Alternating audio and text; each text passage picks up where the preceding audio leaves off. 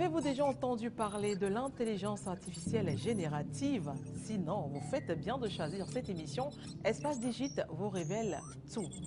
Générer un test sur une thématique donnée, le soumettre par exemple lors d'une soutenance, est-ce de la tricherie ou juste une recherche intelligente?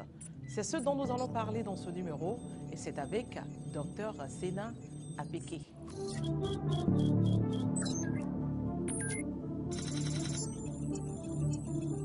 Au sommaire de ce numéro, nous parlerons de l'intelligence artificielle générative et c'est avec Dr Sena Apeke.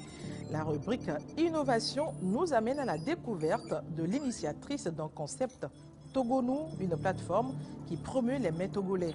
Maoussé Akoli est la start-up de cette semaine. Le top chrono revient avec de nouvelles questions et pour finir ce numéro 9, le cyberalerte et tout naturellement, tout ceci en 26 minutes.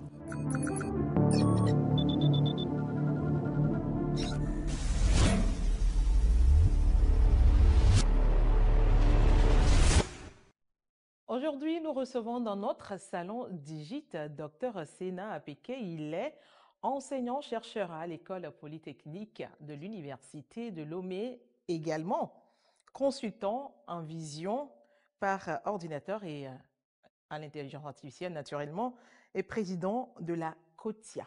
Monsieur Sena se fera ce plaisir de nous expliquer ce que c'est que l'intelligence artificielle générative. C'est pour ça qu'il est là. Alors, docteur, bonjour. Bonjour, Madame Abiri. Comment allez-vous? Je vais très bien et vous? Je vais bien, merci. Aujourd'hui, nous allons parler de l'intelligence artificielle générative. Intelligence artificielle, on en a déjà entendu, mais générative, qu'est-ce que c'est? D'abord, je vous remercie pour cette invitation. C'est un honneur pour moi. Vous m'avez bien présenté. Je vous en remercie. L'IA générative, en bref, ça est utilisé pour générer du contenu. Ok. Est-ce que quand vous parlez de l'IA générative, est-ce que c'est vrai que les résultats générés par les modèles d'IA générative peuvent varier en termes de qualité ou de pertinence? Est-ce que c'est possible? Vous avez dit plusieurs choses à la fois. Je vais essayer de les expliquer un peu plus de façon... je vais les prendre un à un. D'accord. Quand vous parlez de qualité, par exemple, ou on va dire de performance, ou on va dire d'hallucination par les IA génératives, ça va dépendre des mesures métriques, au sens technique, Ok. que vous mettez pour voir la performance de votre IA générative. Par exemple, si vous parlez de la qualité, je sais pas, grammaticale, vous allez travailler avec des experts du domaine qui vous diront ce que c'est que la qualité dans ce domaine. Et à partir de ce moment-là, vous allez définir des méthodes de qualité liées au domaine. Et c'est avec ça que vous interrogez l'IA, c'est avec ça que vous entraînez votre IA pour que ça ait une certaine précision par rapport à la qualité dont l'expert vous a parlé. Et donc, c'est très relatif par rapport au domaine. Je suis un apprenant. Oui. Je veux me servir de l'intelligence artificielle générative. Oui. Quelle est la question adéquate? Je procède comment en fait? Comment ça se passe? Aujourd'hui, on a rendu la chose de façon facile au public, puisque les publics sont différents. Il y a les techniciens, les utilisateurs, tout. Je pense que vous me posez la question en termes d'utilisateurs. Donc, euh, utiliser l'IA générative, on va d'abord parler de ce qu'on appelle un prompt, Ok. c'est-à-dire la question que vous voulez poser. OK? Si par exemple, je voudrais savoir il va me générer des trucs par rapport à aux nourritures, à la gastronomie togolaise. Ok. Si je dis gastronomie togolaise, la réponse il va me donner ne serait pas la même que si je dis je veux une gastronomie togolaise, mais qu'on utilise au nord du Togo, par exemple. C'est pas pareil. Donc, c'est ce qu'on appelle un prompt. Le test que vous lui donnez, c'est en fonction de ça qu'il va vous générer votre réponse. Donc, la première des choses, c'est de savoir comment formuler votre recherche. Ok. Et la deuxième, peut-être la première, c'est quel outil d'IA j'utilise. Parce que je vous ai dit, l'IA générative permet de générer du contenu. Le contenu peut être du visuel, des images, ou vidéos, ou du texte. Ok. Si c'est une vidéo que je veux, il va falloir aller chercher une IA qui génère de la vidéo Ok.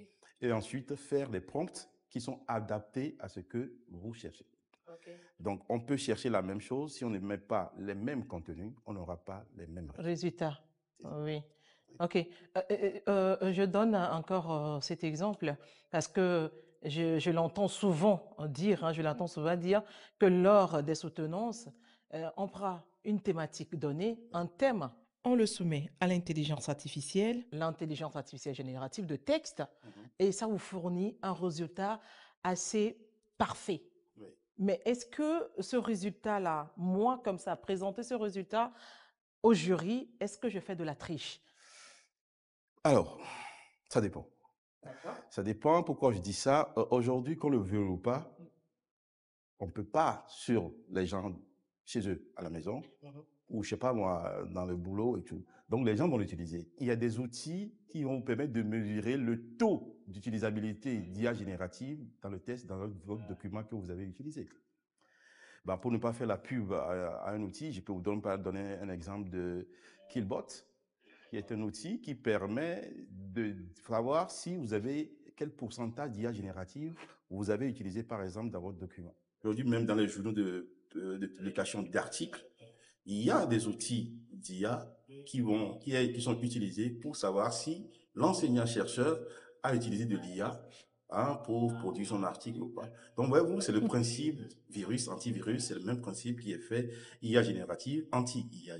Alors, docteur, vous l'avez souligné, qu'est-ce qui peut pousser quelqu'un à aller vérifier pour voir si ce test ou ce document a été généré par l'intelligence artificielle générative? C'est la curiosité ou c'est le test parfait qui pousse? Qu'est-ce qui pousse? Alors, l'enseignant, par exemple, un maître de stage ou un directeur de mémoire, connaissant son étudiant, connaissant son étudiant, peut savoir si tel étudiant, est-ce que ce test ne vient pas de lui, quoi.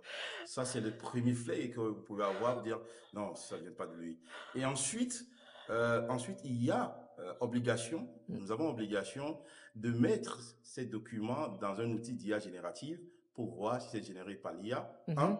De mettre dans d'autres outils de mesure de plagiat, par exemple, Mhm. pour savoir si vous avez plagié, par exemple, votre documentation. Donc, aujourd'hui, on est conscient de la chose et donc, c'est systématiquement demandé qu'on mesure la qualité, qu'on mesure, si vous l'appelez la tricherie de votre document par rapport aux outils d'IA qui existent. Et ce document-ci, est-ce qu'il est rejeté? Votre question, elle est assez difficile de réponse. Mm. Pourquoi? En fait, tout dépend des jurys OK, et tout dépend des administrations. OK. Et donc, si c'est avant la soutenance, si c'est soumis, eh ben la direction refuse. Mhm. Maintenant, si personne n'a perçu le truc jusqu'à la fin, là, c'est délicat comme réponse. Voyez-vous? Mais en fait, c'est difficile dans un autre sens parce que l'étudiant peut utiliser l'IA générative pour l'aider à compléter certaines choses. Mm. Là, dans ce cas, il n'y a pas de triche. Mm. C'est un outil qu'il a utilisé pour Mm. pouvoir perfectionner quelque chose. Mm. À ce moment-là, il n'est pas pénalisé. Voyez-vous? C'est comme aujourd'hui, je veux savoir que voilà, tel produit qu'on m'a prescrit, est-ce que c'est dans les habitudes? Si j'utilise de l'IA générative performant, je peux le savoir. C'est là où je voudrais en venir.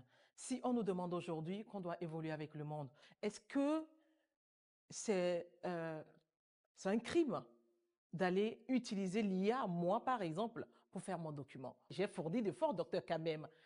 Ben, alors, je vais commencer à vous répondre autrement par deux autres approches que j'appelle souvent des approches camerounaises. Euh, vous allez à la cuisine, Oui. vous utilisez le couteau. Mhm. Le couteau peut tuer, Mhm. peut blesser. Oui. On ne jette pas le couteau. Non. On l'utilise quand même dans la cuisine. Oui. Parce qu'on sait que c'est le couteau.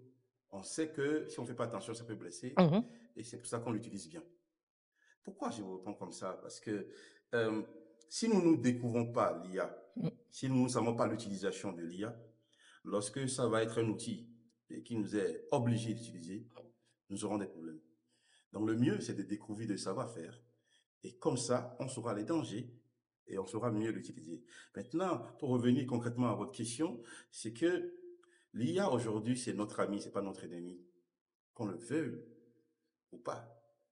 Donc, je peux utiliser encore une fois l'IA pour me perfectionner. Et ça, c'est d'ailleurs quelque chose que tout le monde doit aller vers là aujourd'hui. Mm. Parce que le monde est dans une course à double ou à triple vitesse. Mhm. Ceux qui l'ont maîtrisé iront plus vite que vous. Si vous voulez toujours aller à la houe, les gens vont utiliser des tracteurs. Oui. Donc, c'est à nous de décider. OK, d'accord. Alors, docteur, même si vous l'avez souligné un tout petit peu, comment est-ce que nous, apprenants et enseignants, devons utiliser l'IA? Quelle utilisation devons-nous en faire? L'IA doit être un outil accompagnateur. OK? Ok, il faut d'abord retenir ça, tout ça. L'IA doit nous permettre de mieux affiner nos recherches en apprentissage, Mmh. par exemple. L'IA doit, enfin, l'enseignant qui sait que son étudiant, qu'il le veut ou pas, utilise l'IA, s'il ne s'y met pas à apprendre l'IA, vous voyez un peu ce qui va se passer. Ouais. Nous, quand on n'est pas encore vieux, hein, l'Internet était à 128K. Hein. Tu cliques pour télécharger un document le matin, tu reviens le soir. Oui. Aujourd'hui, l'étudiant, il est dans une salle, l'enseignant est là, l'enseignant dit quelque chose, il le check vite fait, l'enseignant ne sait pas. Si l'enseignant ment, il le sait. Mmh. Donc, on est obligé d'utiliser les outils d'IA. Mais comment? L'IA doit être de l'intelligence augmentée. OK. C'est-à-dire, l'IA doit nous permettre de nous perfectionner, Mmh. mais pas devenir des tourtons. OK. Alors, docteur, un dernier mot sur ce thème que nous abordons aujourd'hui, l'intelligence artificielle générative. Merci encore une fois pour la parole, Madame Abidé. Je vais en tout cas demander, en tout cas pour ceux qui nous suivent ou qui nous Mhm. suivront, d'aller vers, parce que sans, on serait plus dans le problème que d'aller vers. Quand je prends par exemple un médecin qui traite 10 patients en 30 minutes, Oui. euh, l'IA peut l'aider, par exemple, l'IA générative peut l'aider, ou l'IA de façon générale peut l'aider à organiser la Organisé. file d'attente OK. dans son travail. Ça lui permet d'avancer. Donc, en gros, qu'on soit commerçant, technicien, journaliste, l'IA générative est un outil aujourd'hui qui, en tout cas, qui nous pousse vers la performance. Je rappelle que nous avons reçu dans notre salon Digit, aujourd'hui dans ce numéro, Dr Sena Apeke. Il est enseignant, chercheur à l'école polytechnique de l'Université de Lomé et également consultant en vision par ordinateur et par l'IA artificielle. C'était un plaisir, docteur. Merci. J'espère surtout qu'on aura d'autres thématiques à aborder dans ce salon. La communauté togolaise d'intelligence artificielle, c'est une Mm. communauté qui bosse pour justement démystifier ce que c'est que l'IA. Mm. C'est une communauté qui est dans une grande communauté qu'on appelle Indaba, D'accord. qui promouvoit en tout cas les nouvelles technologies, dont l'intelligence artificielle. Et d'ailleurs, dans un mois et demi, nous organisons un séminaire sur l'IA et la santé. En tout cas, je vous invite à venir, en tout cas, nous suivre et partager nos informations sur vos médias. Ah, docteur, je rappelle également que vous êtes président de la COTIA. On se dit à très À bientôt. très bientôt, Madame Amélie. La start-up de ce numéro, je vous l'annonçais, c'est une jeune Togolaise, une jeune entrepreneur. Elle crée depuis 2019 Togonou, une vitrine qui fait la promotion des mets togolais. Et elle s'appelle Maoussé.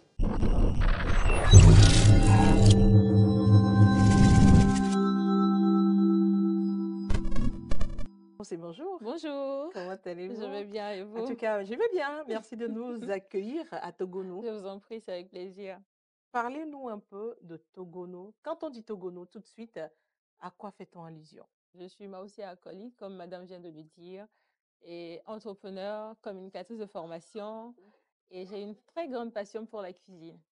Alors, Togonou, comme son nom le dit, c'est un mina. Togobenu, les choses du Togo, les repas du Togo, les activités du Togo, des produits du Togo. Et le concept est que nous sommes une maison de production d'activités culturelles et de la gastronomie togolaise. Et Mhm. comme vous venez de le dire, depuis 2019, nous essayons de valoriser la culture togolaise et aussi offrir une visibilité à nos produits qui sont issus de l'agriculture togolaise. Alors, pourquoi une telle initiative? Maoussé pourrait choisir, je ne sais pas, le secteur santé, l'agriculture, je ne sais pas quoi encore. Pourquoi avez-vous choisi de faire la promotion exactement des métogolais? Je faisais partie de ces jeunes qui se sont retrouvés au chômage. D'accord. Et il fallait que je me retrouve, que je puisse trouver ma passion et pouvoir continuer dans le domaine. Sinon, comme je l'avais dit, je suis communicatrice de formation. Et quand je me suis retrouvée seule face à ces situations, j'ai fouillé, j'ai trouvé ma passion qui était la cuisine. Et je me suis rappelé que ma mère, elle faisait de très bons repas. Et j'ai découvert ensuite qu'au Togo, on est riche en fait. On a beaucoup de choses qu'on pourrait valoriser. Ce qui m'a permis d'ouvrir aujourd'hui, premièrement, le restaurant. Au début, c'était juste un restaurant. Et au fil des temps, la vision s'agrandit.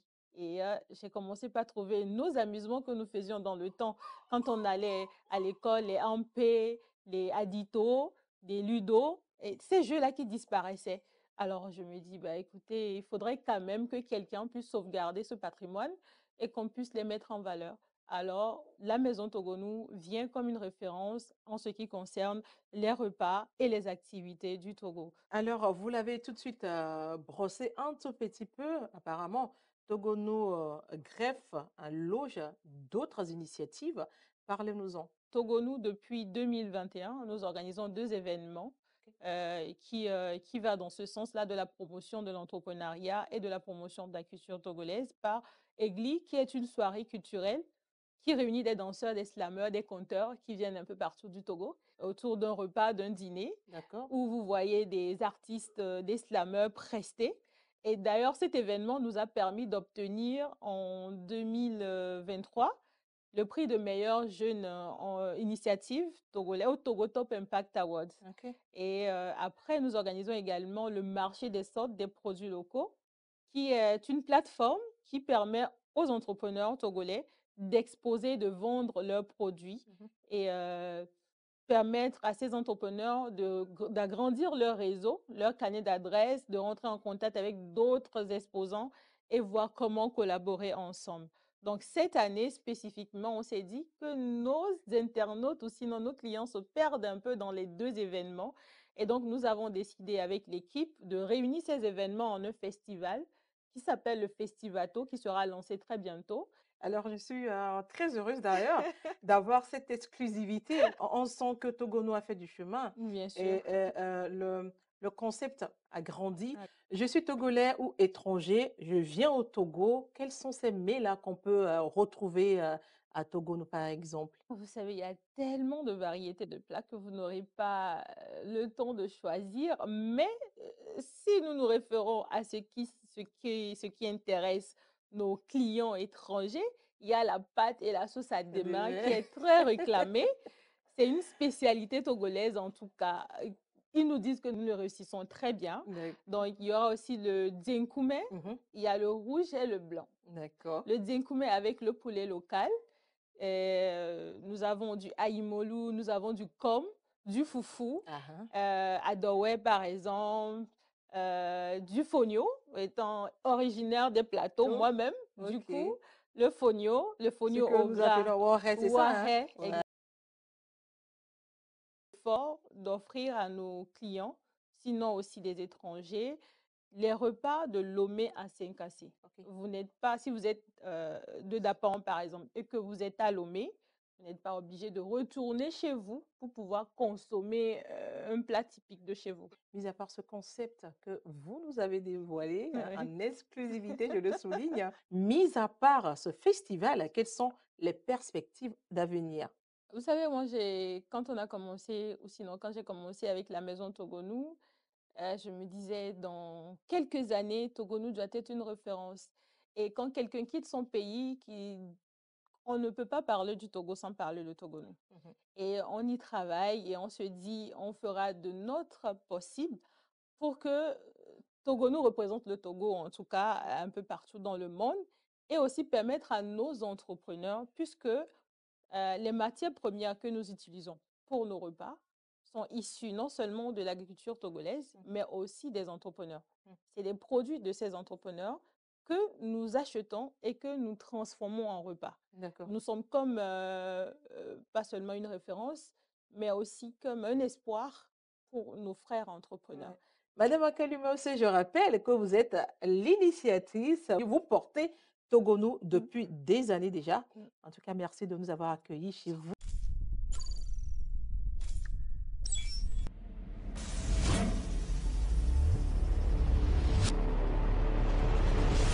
Ce numéro a encore enregistré d'autres questions que vous aurez le temps de découvrir et les réponses également dans le prochain numéro. Bonsoir, je me nomme Akbene. Alors j'aimerais demander par quel moyen restaurer mon appareil sans perdre mes données principales. Merci. Moi, je réponds au nom de Cambia.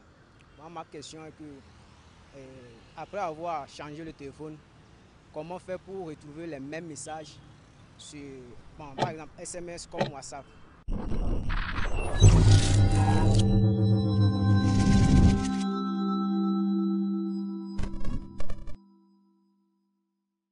Et pour finir en toute beauté, notre émission, nous n'allons pas partir sans évoquer le cyberalerte.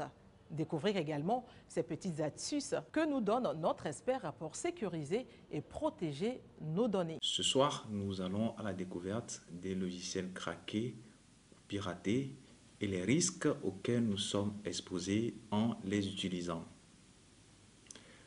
Dans notre quotidien numérique, nous utilisons régulièrement des applications ou des logiciels, soit pour communiquer, pour envoyer de l'argent, pour faire des transferts d'argent, des applications pour rédiger du texte, des applications pour communiquer, pour écouter de la musique, etc. Certaines applications sont gratuites et d'autres sont payantes, c'est-à-dire que ces applications sont soumises à des licences d'utilisation. Face aux coûts engendrés par ces licences, beaucoup d'utilisateurs préfèrent donc se tourner vers les logiciels piratés ou les logiciels craqués, pensant pouvoir réaliser de bonnes affaires ou faire des économies. Mais savez-vous qu'il y a des risques qui sont liés à l'utilisation de ces applications ou ces logiciels craqués? Nous allons tout au long de cette rubrique vous parler des différents dangers auxquels vous êtes exposés en utilisant ces applications. Nous allons voir comment fonctionnent les cracks et ensuite nous allons vous présenter quelques palliatifs si vous n'avez pas les moyens d'utiliser les logiciels qui sont payants. Un logiciel craqué, c'est quoi? C'est une version modifiée illégalement d'un logiciel payant, conçu pour fonctionner sans activation officielle ou sans licence. Généralement, les éditeurs de logiciels ou les développeurs d'applications, en les développant, vont intégrer des mécanismes de protection contre les copies. Nous avons les clés d'activation. Les clés d'activation, ce sont des séries de caractères ou de chiffres qui vous sont communiqués par l'éditeur. Et nous avons en dernière position les limitations d'essai. Les limitations d'essai, c'est des offres de 30, 40, 50 ou voire même 180 jours d'utilisation gratuite de l'application jusqu'à la désactivation de certaines fonctionnalités. Et pour activer ces fonctionnalités, il faudrait avoir une clé pour le faire. Et donc, l'objectif des cracks, c'est surtout de contourner donc, ces mécanismes d'activation, donc qui vont permettre aux utilisateurs de bénéficier de toutes les fonctionnalités donc, de ces applications qui sont payantes, et ce à 0 francs. Et donc, les cracks se présentent sous plusieurs formes. Nous avons ce qu'on appelle les patchs, qui sont des petits programmes donc, qui sont développés pour contourner justement ce mécanisme d'activation. Nous avons aussi ce qu'on appelle le keygen ou les key generators. Donc, ils permettent en fait de générer des fausses clés d'activation. En quoi ces logiciels piratés ou craqués constituent un danger pour nous les utilisateurs? Tout d'abord, ce sont des logiciels qui sont illégaux. Et en deuxième position, ces logiciels, pour les télécharger, il faut le faire sur des sites malveillants. Et le problème, justement, c'est qu'en allant télécharger ces applications sur ces sites illégaux, nous téléchargeons à notre insu des programmes malveillants. Nous téléchargeons des fois des virus, nous téléchargeons des fois des chevaux de Troie, nous téléchargeons quelquefois même des rançongiciels. Nous téléchargeons des stealers. Et des stealers, ce sont également des petits programmes, une fois installés sur nos machines, vont aspirer nos données personnelles, vont aspirer nos identifiants de connexion, ce qui représente un danger pour nous, les utilisateurs. Et ce qui est encore plus grave, c'est que ces logiciels piratés n'ont pas de mise à jour de sécurité. Quel est alors le palliatif? Si nous ne pouvons pas utiliser le logiciel craqué, vous prenez par exemple un antivirus, on nous a souvent dit, mais écoutez, les antivirus coûtent cher. Vous prenez par exemple un logiciel antivirus, il coûte peut-être à peine 7 000.